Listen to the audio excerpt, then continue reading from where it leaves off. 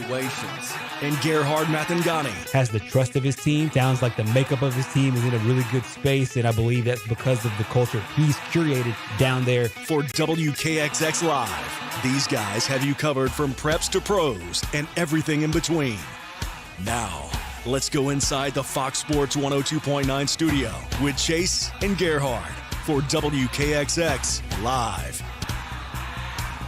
It is a Football Friday here on WKXX Live. Chase Robinson, Gerhard Mathangani here with you for the next 1 hour as we move into football season on Fridays, and lots of football programming coming up. We both very busy on Fridays. That's getting right. ready for football. So Fridays from now through the rest of football season, 1 hour shows here on WKXX Live. So we've got a jam-packed 60 minutes for you as we get you ready for a night of high school football. We'll talk baseball. We'll get into some NFL, college football, and everything in between. Excited for high school football. We're going to actually hear from a coach who played last night, Matt Glover, head coach of Etowah. Will join us coming up at 2:15. Big win for the Etowah Blue Devils, 35-0 over Springville. I know you had a chance to get out and watch a little high school football last night. I did. That was really one of the interesting games. That went to two games. That was one of them, and it was a great game defensively for Etowah. You saw the way that they were able to scheme against a team that was bigger, quite frankly, in Springville. And the Blue Devils off to a really nice start. If you just looked at both teams coming onto the field, maybe coming off the bus, the old saying, it looked like Springville was the bigger team that they'd be able to physically dominate. They did not, and the Etowah defense did a really good job holding Springville. Springville will have a good season in my opinion, but Etowah the clearly better team yesterday, especially on defense, and they got it done. They're 1-0. Yeah, and so Etowah gets the win. Geraldine got a big win over Coosa Christian last night as well. I know you had a chance to see some of that game as well. Yeah, went over from Atala over to Black Creek Parkway in Gadsden and checked out that matchup between Geraldine and Coosa Christian. And Coach Marco Bryant, he loves to play tough competition in the non-region part of their slate. And Geraldine is one of the more improved teams out of Class 3A. Once I got there, it was already halftime. Geraldine had a 33-0 lead there. Coosa Christian did come back, though, scored a couple touchdowns late. It's good to see that competitive spirit, that competitive fire. They won't see a team in 1A that's as good as what Geraldine is there in 3A just because of the depth and the size. Yeah. And so a good showing by the Coosa Christian Conquerors. And then a big shout-out to Coosa Christian because they fed our crew with the team and whatnot after the game. So shout-out to Coach Marco Bryant and the Conquerors. But it was Geraldine picking up a really impressive win. Yeah, so couple of games there. Asheville got a win over St. Clair County, 26-21 last night as well, and Spring Garden got a big win over Sandrock last night. So several of our local teams in action, and good starts for the local team. Plenty more football tonight, and right outside our studio here in Rainbow City, it is raining pretty hard. But as I was looking a second ago, it looks like it's going to be out by 7 o'clock kickoff time, and so it'll be a great night to go watch some football. It'll be perfect night, and one of the things, especially early in the year in August, you just don't know. Sometimes the cooler temperatures have already set in. Sometimes you're still on the back end of the 90-degree days, all the way till the end of August, and it looks like we had the former this year, as temperatures this week haven't gotten crazy high, and so which means that after it rains, the humidity shouldn't be too bad as well. So hopefully all this rolls out of the East Alabama area. Actually, out of Alabama just in general. I would love to see all high school games be played in a really clean format here today in the next couple of weeks. But it looks like tonight will be a good one. We've got lots of great programming coming up tonight for high school football. Now, like I mentioned, we're with you till 3 o'clock today. You'll hear the press box from 3 to 5. And then at 5:30, we'll have high school game night with Jeff Allen and Jeff Milwee. They will kind of set the stage, preview all the games that are coming up tonight. And then at 9 o'clock tonight, Jeff Allen and Phil Harris will begin the 33rd year of high school football scoreboard. Wow. So excited about that and having that back here on WKXX. And over on our sister station tonight, you heard Arab and Albertville. Failed to mention that game a minute ago. Big win by Arab over the Albertville Aggies. But that game was on Power 107.5 last night. Tonight, you'll hear the Douglas Eagles. So you can turn over and listen to Douglas and Susan Moore tonight on our sister station, Power 107.5. So, but tune in for all the scores tonight on High School Football Scoreboard from 9 to midnight here on Fox Sports 102.9. Should be a really fun time. And you talked about the scoreboard show. It's one I always listen to because usually on high school football game nights, for what I do on high school football game nights, I have to go to usually multiple games, 2, sometimes even 3 games. And so between games, especially later, and as I'm going back to the station to do all the work for the evening, I'm with Jeff the entire time, and they do a phenomenal job, a phenomenal show, and it should be a fun one today. As you know, week 0, you don't have everybody playing, but what you could do is you could almost do two. You could almost hit both things. You could hit the games that do count. You could also do some slight jamboree talk, but then also set the stage for next week when ostensibly everybody gets it going, whether you're playing your first or second game. Yeah, absolutely. It is really exciting. I love high school football, always have. I can remember as a kid, my dad taking me to high school football games on Friday nights.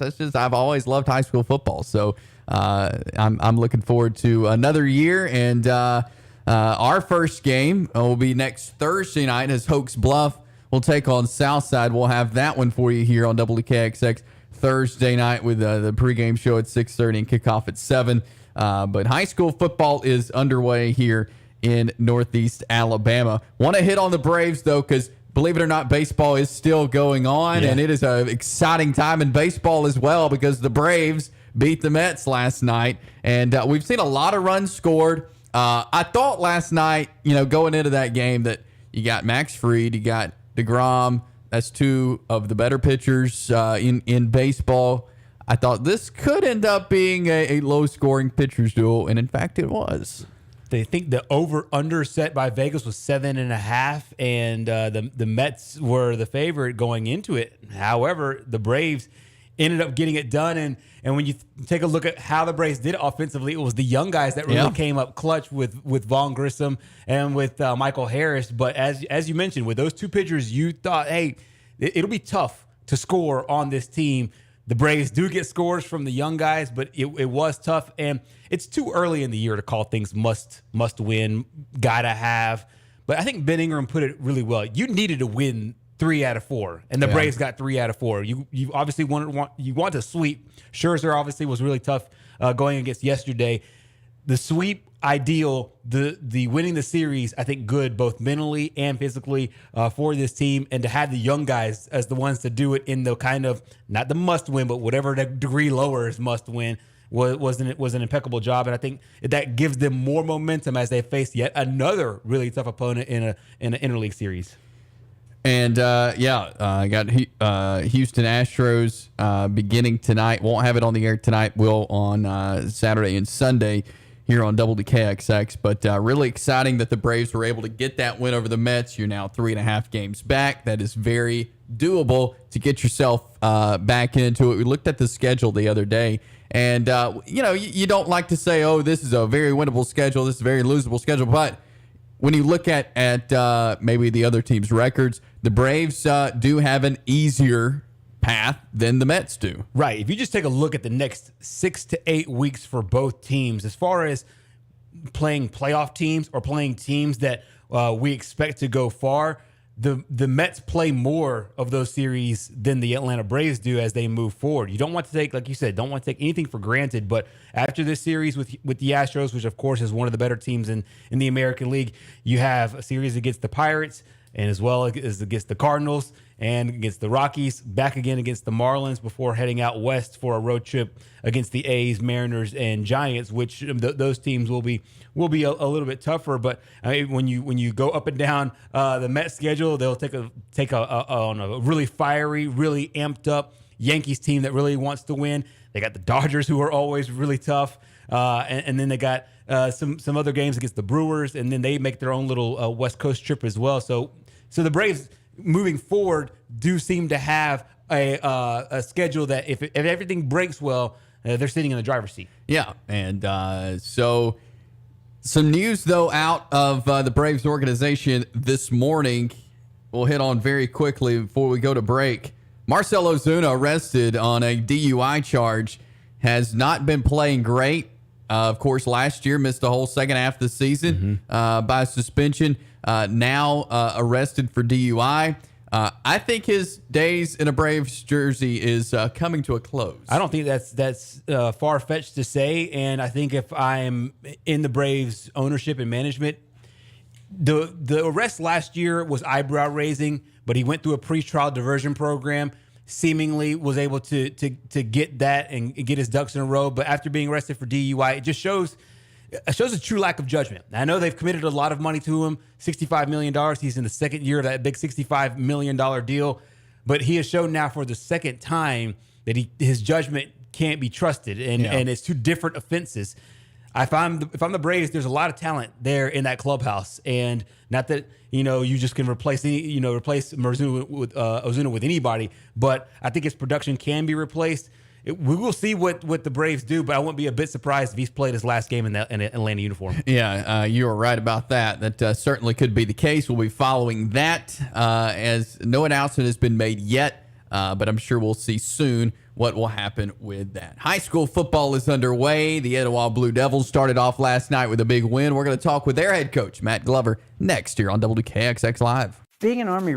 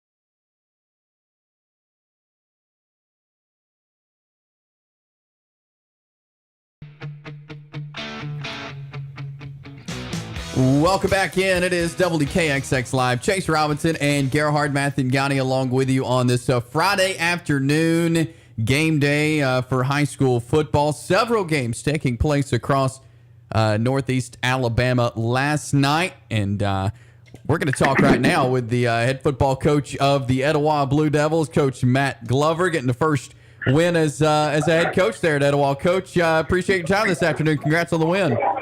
Hey, thank you.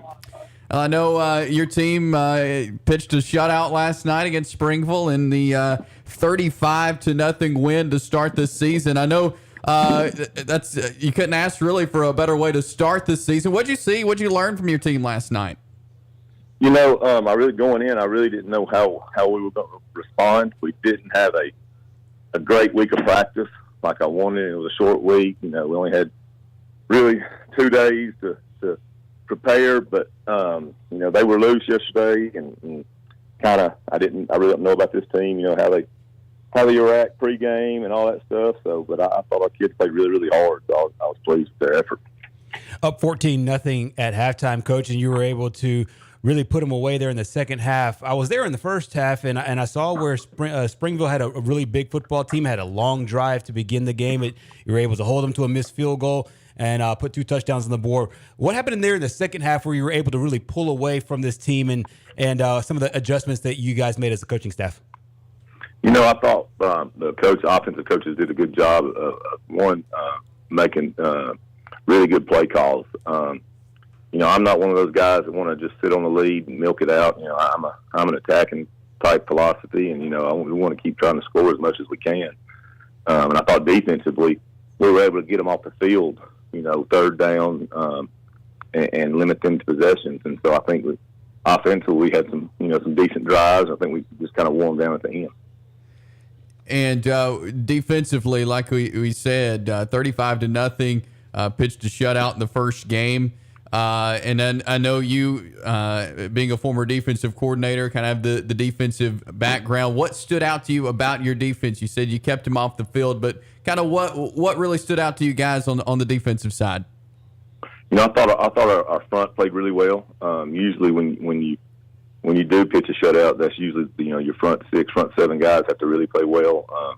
We limited on the run. I don't think they had very many explosive plays running the ball. Quarterback got outside a couple times on us. We lost contained, but just making them snap the ball again, and we didn't do a good job first half of making some adjustments off motions and stuff, and we kind of got them at halftime and were able to show them on TV what we had to do, and they came out in the second half and just executed.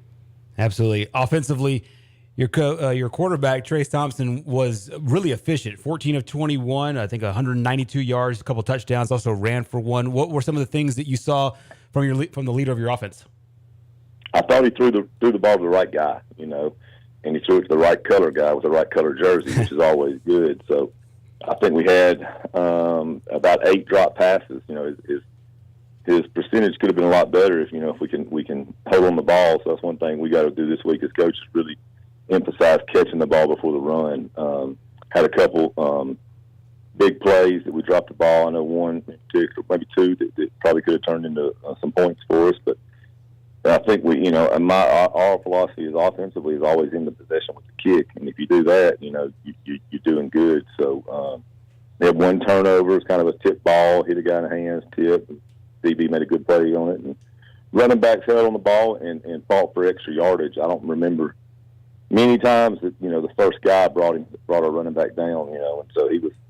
After a while, you keep wearing on them. They get tired of tackling you. So and Trace did a good job of like I said, leading us and getting us in the right spot, and we put some checks on him. He had to make it the line of scrimmage, which earlier in the year he wasn't able to do, but we've been working with him on that. He's done a lot better job.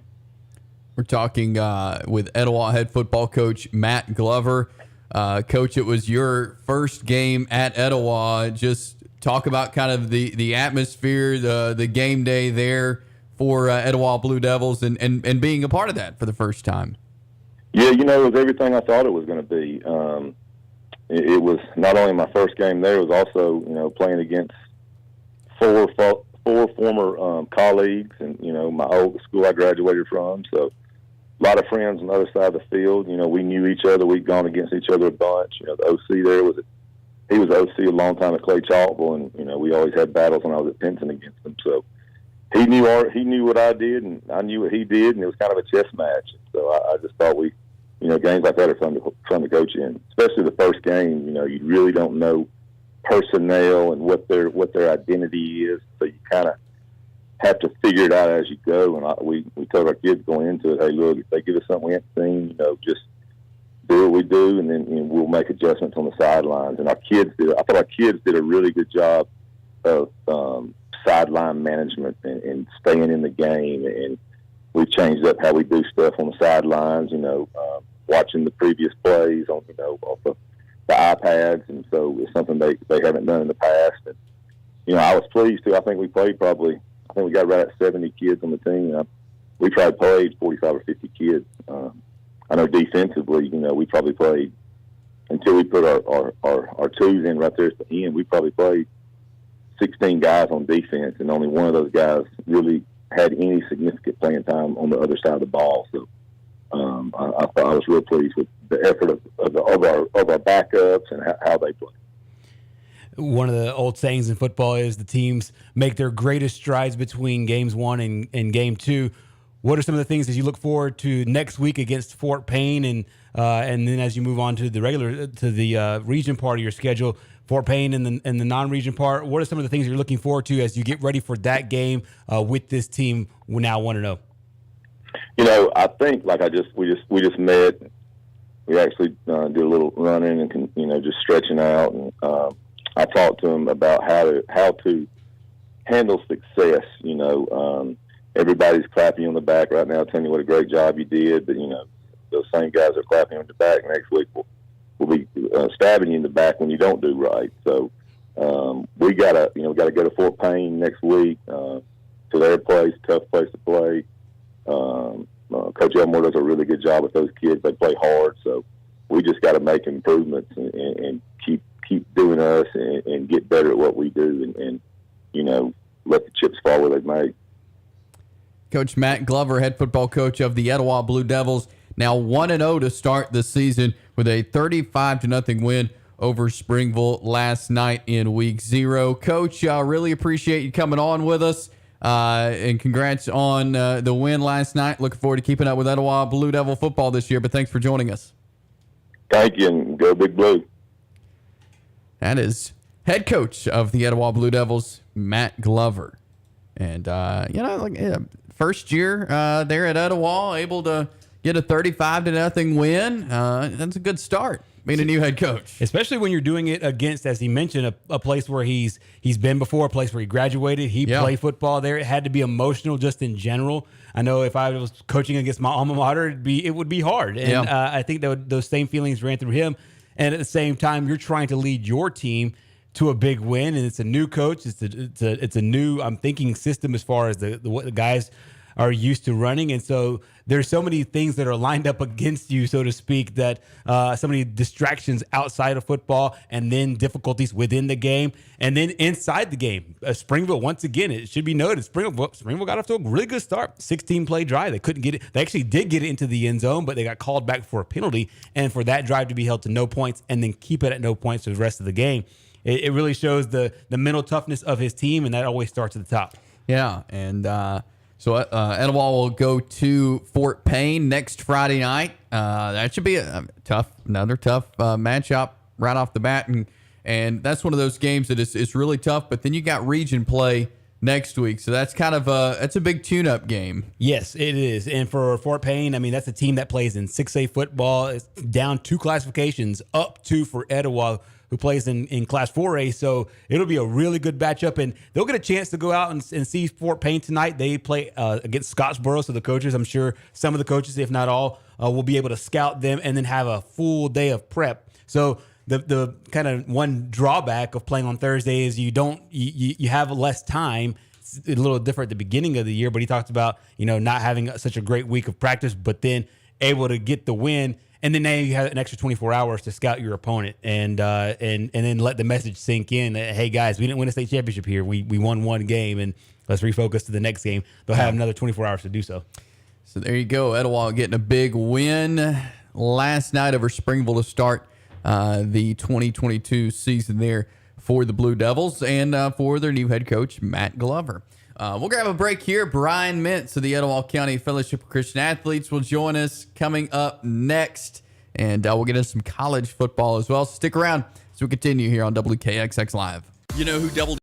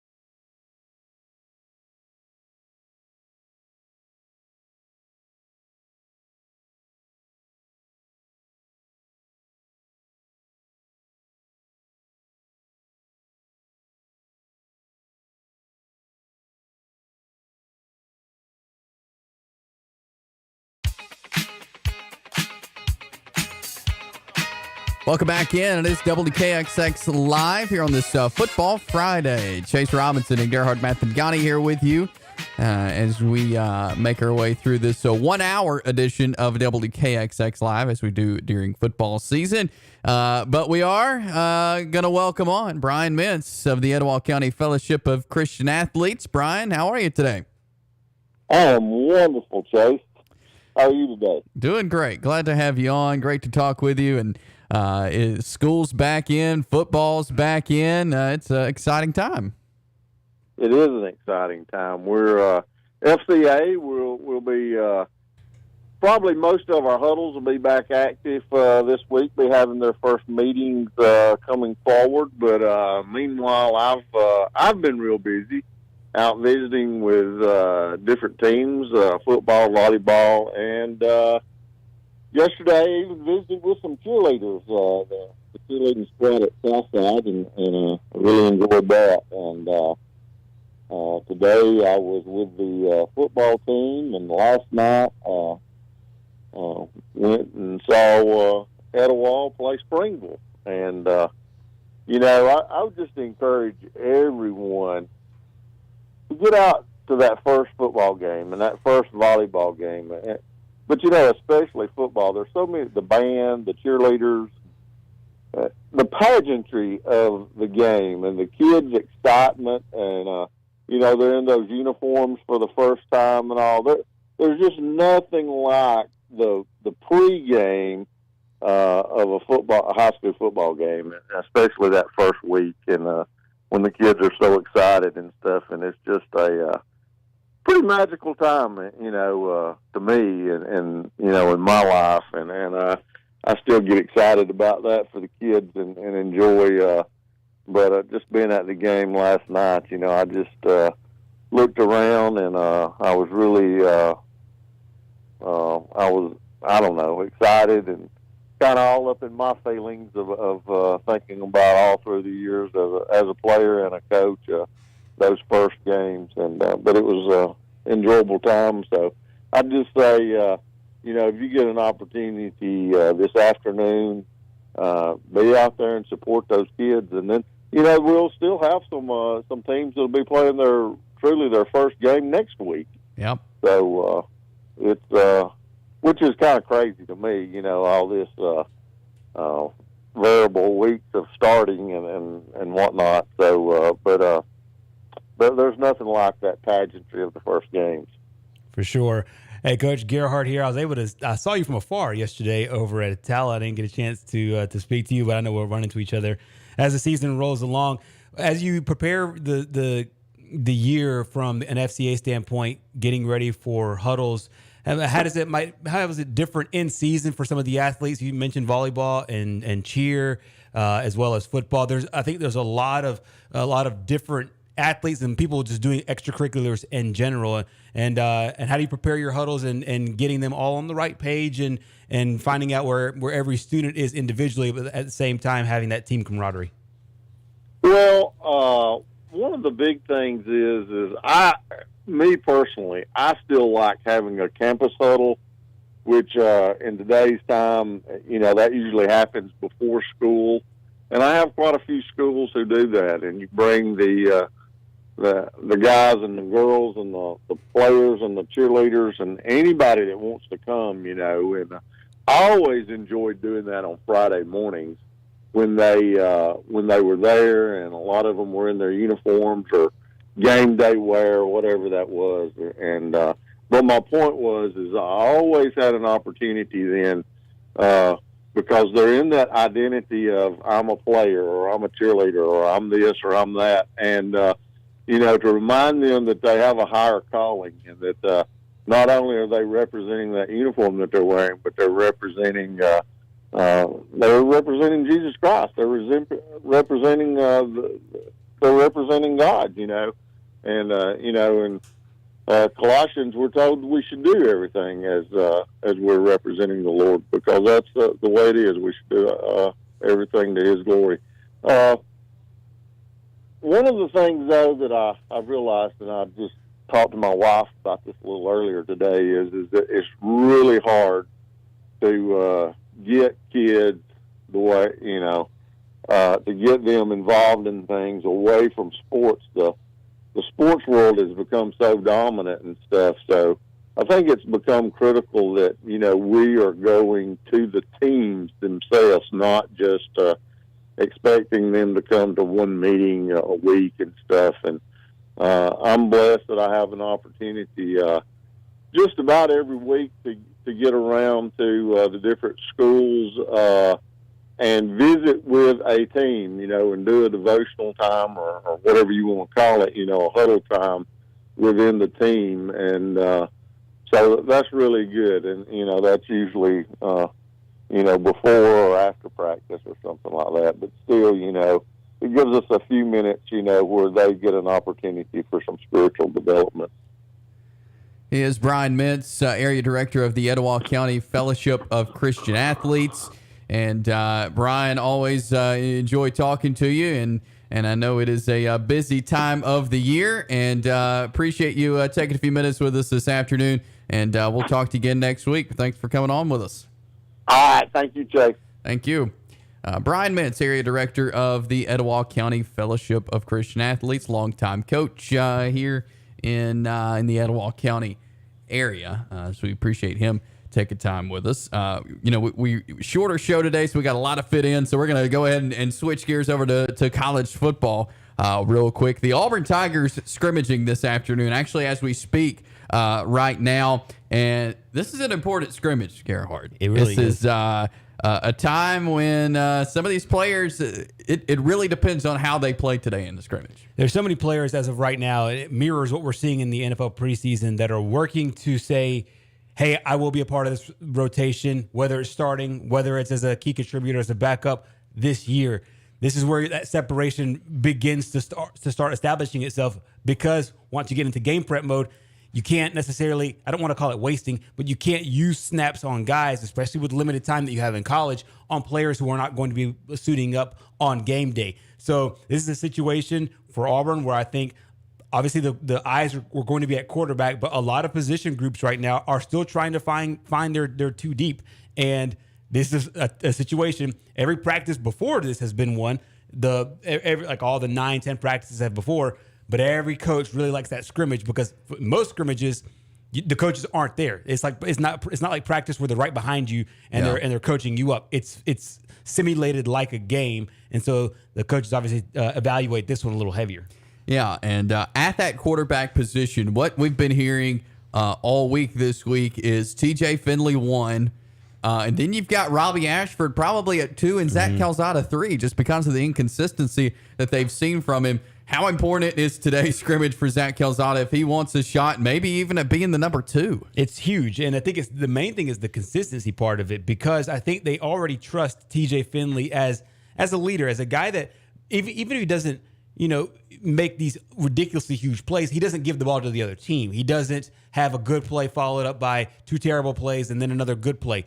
Robbie Ashford brings an athletic component as well. He can run the football, but Calzada needs to be consistent. And hopefully, for his case, he was consistent yesterday in practice, and then that leads into the scrimmage that's, as you said, is going on right now. If his receivers are sure-handed and they're able to catch the football for him, and he's able to make the right decisions, the right plays, he can keep himself in this battle. But just as Justin Hookinson said, he doesn't believe that this thing will all be said and done, maybe until the first couple of games of the season. But he can't drop himself out of the race with another inconsistent second scrimmage today, because I think that really does solidify that you won't be a part of our plans, you know, maybe a little bit later on, maybe in an emergency situation. But if he does play consistently today and there's not much of a gap between the three of them, then I think we'll start to see this battle roll on to at least one more week. Yeah, and so Auburn scrimmaging, Jacksonville State will be scrimmaging tomorrow. I believe Alabama has I believe theirs is tomorrow as well, another scrimmage there for the Crimson Tide. So there'll be a lot to talk about next week as far as figuring out depth charts and I mean, the Gamecocks we're 8 days away from Jacksonville State hitting the field tomorrow, the last Saturday without college football on TV.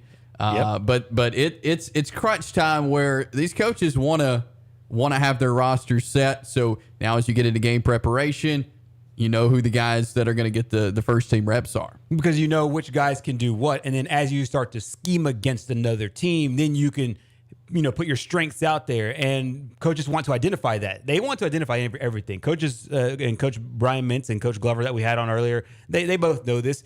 You want to be able to identify everything with your team and with your opponent. And you can't identify anything with the opponent and start this game plan and scheme and all that until you know your team forwards and backwards. And obviously, every guy that you have on your roster is a guy that you at least either offered a scholarship to or you've allowed to walk on your team. So you have control of who's in your locker room. And now it's, hey, who can help us? Who can help us with our identity as a team as we move forward to game prep? So these are the last few chances for the identification of a team before they start to prepare for their first opponent. Absolutely. And so Auburn getting ready, or right now actually on the field with their scrimmage, number 2 for the Auburn Tigers. We'll take a break here. We'll come back and hit on a little NFL, talk about a guy that folks around this area know pretty well, former Kansas City Titan, now in the NFL. And we'll hit on week 0 of high school football coming up as we will go into our final segment on this Friday, coming up next.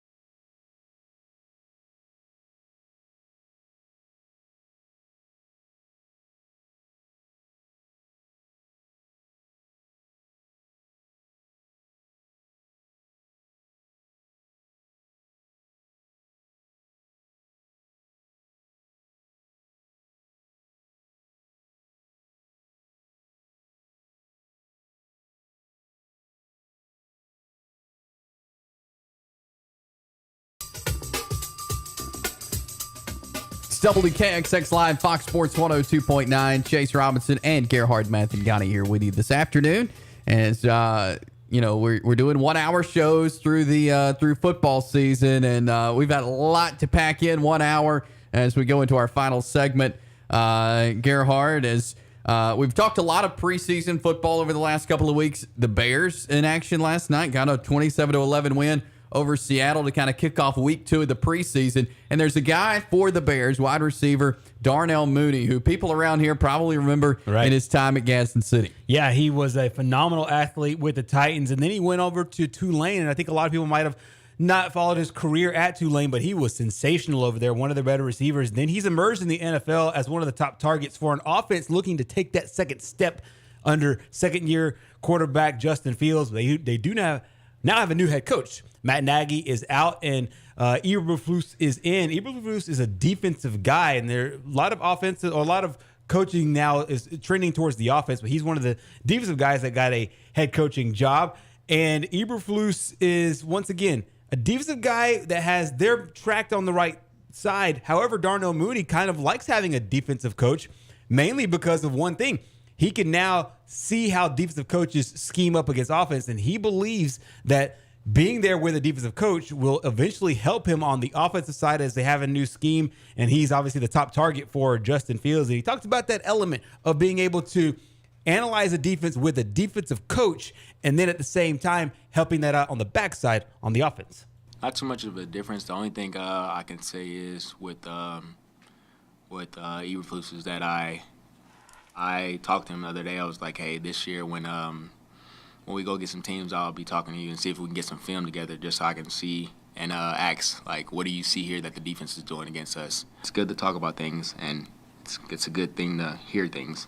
But actually, how will they go when actions are and bullets are flying? So it'd be a good sense of how things would be called, and then long down the road, we'll get to like a second or third down, and I'll know exactly how he's thinking. Like, okay, we're about to call this, so I don't even have to think about like what he's going to call. I can actually like get to the line of scrimmage and actually look at the defense and how they're going against us. So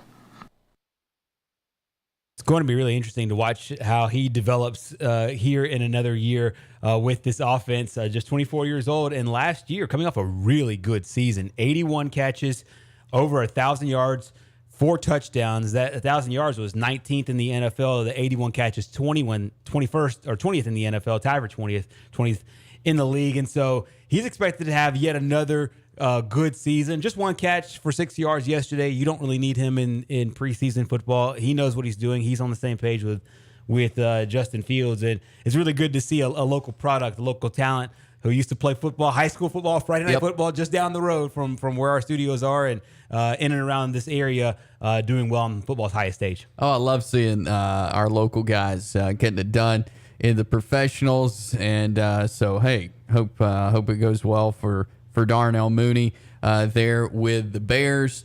Some good preseason games coming up this weekend, and I saw. I can't remember, and you may know when the Patriots play, but I did see that Mac Jones is going to be starting. Yes, he will. The Carolina Panthers and the New England Patriots play tonight, actually. One of the 3 games on tap tonight. This one's really interesting because both teams fought for 2 days. They had 2 joint practices, and they came to fisticuffs 2 straight times in the preseason. It's going to be an interesting matchup because I think the Panthers last year had a top 5 defense. Mac Jones talked about that and how, playing them last year was really helpful for him because he got to see what a really good NFL defense was like. Of course, he saw a lot of good college defenses the year before at Alabama. Got to see a good pro defense last year with the Carolina Panthers. They're once again going to be good this year. But then another interesting concept or interesting storyline within that game is that the Carolina Panthers this week named Baker Mayfield their starting quarterback. So we'll get to see maybe Baker and Mac on the field at the same time. Both teams looking to step up their offense. Once again, all eyes will be on the Patriots, on Mac Jones and the coaching staff, as once again the kind of finding out, reading the tea leaves about who's calling plays. Is it Patricia? Is it Joe Judge? So lots of storylines within that game, and that will be a good game, as well as Saints Packers and Rams Texans, the third game on the slate today. So that Patriots game is going to be really good. So if you can't get out to a high school football game, that'll be one to kind of keep your eye on, but even beforehand, because the game kicks off at 6 our time. Sure. So lots of good football coming up this weekend, high school and professional. And like I mentioned earlier, it is the last Saturday without college football coming up tomorrow. So that's big. Yeah, I think this is like the really fun time, because you can now just prep your heart, your football loving soul for, at least in college football, through January, the NFL through February, high school football through December. Just if you're a football fan, this is the time of year for you. And so we've had the countdowns going, and the last of this, the last federal holiday before we get to playing ball, and now it's the final weekend. So enjoy this last Saturday without college football, because it all kicks off next week. Absolutely. And high school football tonight. Let's give you a rundown of games happening across Northeast Alabama for Week 0. You've got Anniston at Welborn tonight, Appalachian at Locust Fork, Asbury at Gaston, Boaz is at Jacksonville taking on the Golden Eagles tonight. You got Carrollton, Georgia at Gadsden City. Cherokee County is making the trip over to Model, Georgia. Cleburne County is at Mount Zion. You've got Weaver hosting Donahoe. Fort Payne goes to Scottsboro. You've got West Point hosting Good Hope. The Southside Panthers hosting Gunnersville. Leeds is at Mortimer, Jordan. You've got Oxford hosting McAdory. Moody is at Pell City. Munford at Childersburg. You've got Sax, the Wildcats, hosting the Ohatchee Indians. Aniana goes on the road to Cleveland. Plainview is at Priceville. Raglan heads to Vincent tonight. You've got Galesville hosting West End. You've got Cedar Bluff hosting Winterboro. And Westbrook Christian going to St. John Paul. So that's our Week 0 matchups there. Where can folks catch Gerhard Mathangani out tonight? Yeah, tonight we kick off something really exciting. We go high school football, Alabama. After the game, it is on Facebook and YouTube.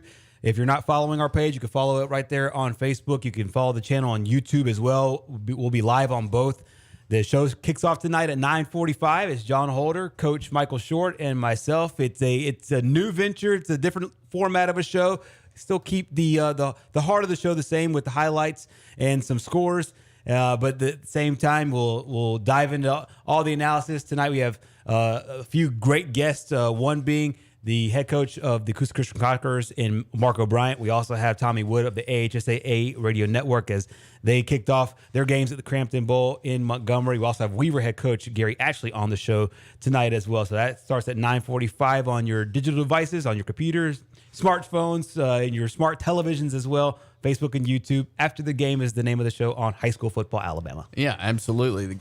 Great show, and looking forward to watching that. And that's one of those things with it being online. You can go back and watch it really anytime. Exactly. Maybe early bedtime tonight. You can watch it tomorrow or through the weekend. And then we've got a great lineup of programming coming your way this afternoon. Here in just a minute, you'll hear the press box from 3 to 5. Coming up at 5:30, you will hear High School Game Night with Jeff Allen and Jeff Milwee. They'll preview all the games from 9 to midnight. You'll hear High School Football Scoreboard Show with Jeff Allen and Phil Harris. So lots of great high school football programming coming up tonight. That's going to do it for us today. Gerhard will take you through Monday and Tuesday of next week. I'm going to take a couple of days off, head across the country. I'll be back next Thursday with you. And so be listening Monday and Tuesday as Gerhard will have control of the show. We'll be back with you next week. Have a great weekend. Enjoy some high school football, and we'll see you next week.